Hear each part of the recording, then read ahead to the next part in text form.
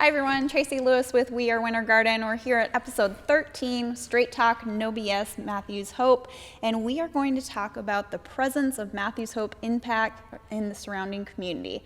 Scott, you're the founder of Matthews Hope, and Johnny, you are the owner of Wiedmann Construction and Roofing, and you oversee the construction here at Brevard County. Yeah. Nice job, Tracy. Yeah, got it. Nailed it. That was a lot. I love it. And breath. So give us a little bit of background about you. Like, were you born here? You live here? How long have you been here? I just turned 39 on Saturday. I was Happy born. birthday. Thank you so much. September 30th, 1984. I was born at Wusthof Hospital. You don't have to give all your information. Over in Rockledge. My social security is no. My mother was actually born at the same hospital, so we've been here for that's cool. multiple generations. My children, one of them was born there, and my other one was born in Melbourne. So we've been here, and always grown up around here, doing some kind of community involvement of sorts. Okay. And we've always, we grew up skateboarding. Actually, I think I asked you, I was like, look, before we started this, I was like, I got to see if I'm still trespassed from here. They used to have a great, That's true. A great setup. They had a 7-stair, a 4-stair, and an 8-stair. We used to skate it all the time. But skating around, we'd always just help out people, around town, and always, we didn't thrash anything or anything like that. But I grew up in the construction industry. My father and I, we threw hammers at each other, not footballs. And it was just always something that we did. It was just we always built. So it's been a passion ingrained in me since I can remember, and kind of saw a fit here. And just we've always been part of this community. It's home. Some places are our house, some places are our home. This is home for us. So. Love it. So before Matthews Hope came here, were you aware of the homelessness crisis? Yeah. Like I said earlier, we used to skate around town and play music and all that stuff, have a good time. But we would go out and skate, and we would, there'd be a few homeless people that we grew to know. And if we knew each other on a first name basis, like, hey, Johnny, hey, how's it going? The guy named Freddie, we used to always buy him pizza or help out any way we can, just hang out. Like most of the time, they just wanted to talk, and sometimes they didn't want to talk, and they made you aware of it. Growing up here, every corner is, homelessness has been around as long as roads have, and probably before that. So yeah, I've always been aware of it. Wow. And how did you guys get involved? Like, how did this connection happen? Because you're in construction, you're familiar with the homelessness. Yeah. And Matthews Hope comes in. Did you know them before? I didn't, or actually. How did this connection happen? The power of social media. Yeah. Scott had made a post saying, hey, we're coming to Brevard, and anytime there's any way to help out the community, or just, like I said, this is home to me. So everybody in it's my brother, my sister, my family. I love everybody here. So when I saw he was bringing an outreach here, I was like, oh my God. And I'm talking to my wife. I'm like, I know it's 2 a.m, but should I text him? It's probably 2. I'm going to text him. And so I just, hey, I'm so excited that this is coming. Anything that we can do. And I actually met Shelley here. I think it was like literally the next day, and I got up on the roof. I was like, oh my God, this is going to be incredible. I was a little leery. I was like, man, I don't know if it's the same owners, Yeah. And then it kind of just, I think that was a snowflake that created the boulder, that night. And then shortly after that, I think we were talking about all the options, and we bought it. Yeah. Oh my gosh. It was incredible. Well, and the one thing, and you shared with me that you'd always wanted to put a roof on this, on this building. Yeah. And it's like, hey, I think that opportunity is probably going to happen. Yeah. And in fact, you put a new roof on the building. Yeah. But yeah, it was one of those things that Johnny and I kind of connected right off the bat. And I think part of it is that he was the hometown boy, which I realized that, look, from a business standpoint, I'm thinking, okay, it's really hard to stay in an area if you're not doing people right, okay? Brevard is fastly growing, but this is still kind of a small town area, and so that was part of it. But it was more the fact that I kind of saw his heart right out of the gate, and I said, okay. When it got right down to it, I said, look, I'm not even going to shop this. Here's what I need. I need a good price. I need you to do a good job, and I need you to care about it. And it just kept growing from there. I mean, we really didn't know what we were getting into in the beginning. We knew there's some challenges here. We before even he could come in, we had to do $200,000 of mold remediation because the property sat here for 2.5, almost 3 years. And then from there, it's like, well, okay, well, where'd that water come from? Well, and so it just kind of from there, it was like, okay, this is something we need to do, and I feel like. Not only are we have become friends, but we also share the passion to be the difference we want to see in our community. Absolutely, absolutely. People. Johnny, you mentioned, I can see your excitement and your passion. I can just feel it, like the energy vibe. Cool. Might be the wine. Could be. Well, it helps. Hey, guess what this is? Besides that. Yeah, no, just kidding. Thank you so much. That was pasta. It is no BS, so here we are. Yeah. What was my question? Oh, yeah. So I see your passion. I feel your passion. What about the community? Were they welcoming to Matthew's Hope? Were there complaints? Like, what did that look like? Did you see anything? Well, I was just telling the story a little bit earlier, and I kind of put it as it was a bag of trail mix. It was a bunch of nuts, and there were some sweet pieces too. And I think I see more sweetness out of it than I do of course, you're going to have your nuts, you're going to have your crazies, and that's acceptable. Like that puts barricades and fences. We'll just jump over them, no big deal. So I always encourage that. You're not growing if you're not going through hard times. So you have to go through hard times to get to the other side of it. It's all, the challenge creates the wisdom. So I don't think I ever really hear anything bad, honestly. I know that I've come to some in this room actually, and that's the only time I've really heard like naysayers. Like usually it's like, oh my God, I can't believe what they're doing. It's incredible. So, and it's like, it really is. It's amazing. So no, I think I just get to be the echo on that because there's all greatness that comes for anything Matthew's Hope. I don't think I've heard one bad thing. So. That's good. Yeah, I love that. Scott, did you get any pushback? He's gonna have a different answer. Everybody has. I generally say, I've said this kind of since day one that the community as a whole has been super welcoming, and they understand that they have a problem here. And we've made it clear that we can't make that problem go away, but we can take an approach to it that can be different, that will be beneficial from everybody from who's doing business here, as our merchants down in Cocoa Village, to everybody around here, to the very homeless people we serve. And, we've had most of what's happened as far as the negative part has really been by a handful of people that even when invited into a public meeting to state what they thought they knew, chose not to show up. And to me, that's just, that's cowardly. Anybody can throw a hand grenade over a brick wall. When I throw a hand grenade, I walk up to somebody and I say, hey, hold this. as long as you keep your thumb down, that's not going to go off. Okay, I want you to know I was there. And when people don't have the guts to do that, but just sit there and make up stuff, we've heard some horrible things about, some crime and this, that, and the other thing. And the truth is, crime has actually been down since we've been here the last 15 months. That's incredible. And the general consensus is people like the idea that our homeless are walking around in clean clothes and having a fresh haircut. Having such a positive impact. Yeah, and many of them, we've had several of them, I don't want to say many, but several have been doing work for some of the merchants downtown as well. And so that shows that it is different. And I would just tell those people that are the naysayers, before you say anything else, why don't you watch and see, and if we screw up, then you have the right to point that out to us. So I feel like they're just being misunderstood. Yeah, well, the absolute beautiful thing about that is you're taking them, Matthew's Hope is taking them and going, look, I'm just like you. Yeah. I've got a clean shave. Look, I look good.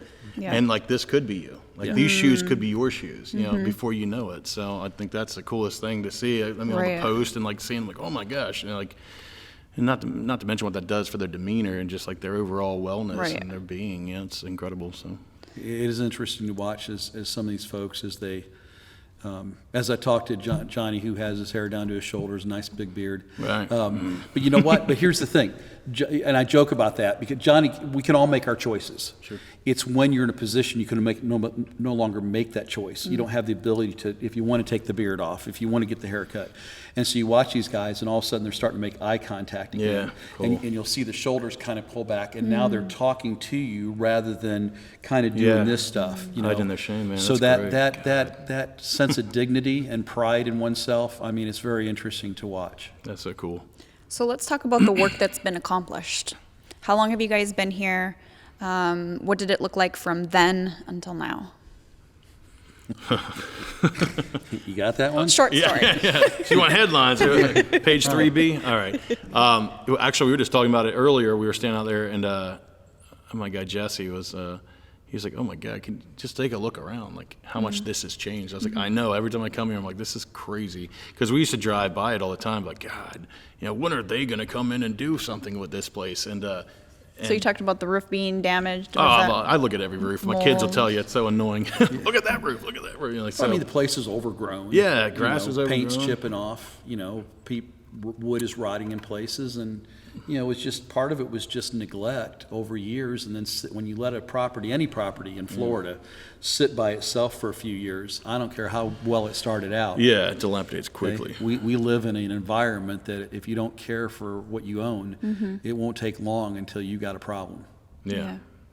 Mold and stuff on the outside of the building and So stuff. going from that to what it is now, like if nobody's been here, and seen it in person, they need to like Come call and take up, a tour, take they a can tour, take tours. get over here, take a look at it, and see everything that's going on here. It's a huge. It's incredible. It's a beautiful campus. Scott, can you describe a little bit more about this campus in Brevard County? Yeah, I mean, it's very different than our campus in Orange County. I mean, though it's everything we do there, it was a different layout. I mean, we've got something like just shy of 6 acres of property and 38,000 square feet of building, which I think Johnny has walked every inch of it more than once. You can put some miles on this place. I think that it really took a lot of vision because, quite honestly, when I first came to see it, I was kind of like a little kid that didn't want to, or if any wife has taken or girlfriend has taken their husband or boyfriend to the store, you didn't want to go. I was that guy. I was dragging my feet, and Charlene's wanting me to see this place. And quite honestly, I'm like, look, I'm turning 60. At the time I was just getting ready to turn 60 or just turned 60, and I said, I really don't need this. My ego doesn't need it, whatever. And she got me to come look at the property, and then the first thing I noticed was I was too short to look in a lot of the windows. And so I'm trying to look in these windows, and she goes, hey, we could call the realtor. And I'm going, hey, yeah, that's a great idea. And so they get us in, and we tour the property. And quite honestly, the first thing when we got done, she goes, what do you think? And I looked at her and I said, I hate you. Because I knew how perfect it was. Okay, I knew how perfect it was. And by that night, I had the blueprint of the place and was drawing out. The other side of it was, I'm looking through this place and I'm going, how much money is this going to cost? Yeah. And who are we going to find that I can trust? Most of my contacts that I work with over the years have been out of Orange County. And most of them have typically done a lot of free work for us. They've done discounted work for us. Now you're sitting an hour away from that. And I'm kind of walking around and I'm going, I can remember walking through where the playground is. Okay, here's where the Fur Foundation preschool is going to be. Yeah, how many buildings are there? I'm not even sure how many buildings there are. I don't know that I've counted. But here's what I did know. I'm sitting there to going, me, it's one massive building. Yeah. But I know one thing. Together. I'm sitting there looking at it and going, I never dreamed it would require $30,000 worth of mulch Wow. for the Just playground. In mulch, yeah. Wow. That's all it on the playground. I'm going, it's so massive from that standpoint that when you looked at anything, I mean, and every inch of this place has been touched. I mean, every inch of this place, there's been repairs done to it. And I think that if people came through it, it's kind of like when we first bought our houses in Orange County. And when I go back and look at the pictures, I go, my God, I must have really had a particularly strong vision day, because why would anybody buy that? Okay? So what services are provided here? I was in the office and I seen some of the clinical areas. What other services are here? We're working very hard to put our mental health care department together, because that's such an important role, and especially, I don't think people really appreciate how much mental health has played in since the pandemic started. It's most of our folks have dealt with some kind of trauma, but then being separated the way we all were for such a long time has a huge effect on people. We just recently opened up our laundry area, and so we're doing laundry for people. We have a hair salon here, which is amazing. I mean, it looks, it's you guys are amazing. in hair salon stuff. It's a hair salon. I mean, and we put our Garden of Eden food pantry, which is like a little store. And we've duplicated our Hope Chest shop. We've already got John, one of our former guests, has now lived over here, and he's now teaching others, but he's setting up all the CNC machines and the laser machines that we have now, and the shop. And so, but to get there though was amazing, because even like in the shop, I would drag Johnny back there, and I've got something I'm going to drag him to before he leaves here today. But I drag him back here and I say, okay, here's what I need to have happen here. And I said, I need like a garage door, and then I got to get out the back so we can do work, but we can also bring big pieces of furniture in here. And Johnny would sit there and he'd kind of look at it, and I could tell he's kind of looking for a place that might be a spot that we can pump a hole through, and stuff. And that's kind of how it's been. I think the other side of it is, I mean, even here in the sanctuary, he did the woodwork in here himself, and literally in the middle of the night. So if someone was afraid about being on this property at night, I mean, he was here. There was one night I drove up, and he's got a headlight on, a little headlamp on, and he designed. You got photos? I do actually. And he actually designed, and I told him, I said, if he doesn't patent this thing, I'm going to. But he designed this fence setup for our preschool it's amazing, and he's out there working on it. So, but everything, we joke about it, because when he and I get together, it's kind of like, oh, but we could do this, and we could do that. It's like, okay, I got to remember I don't live here.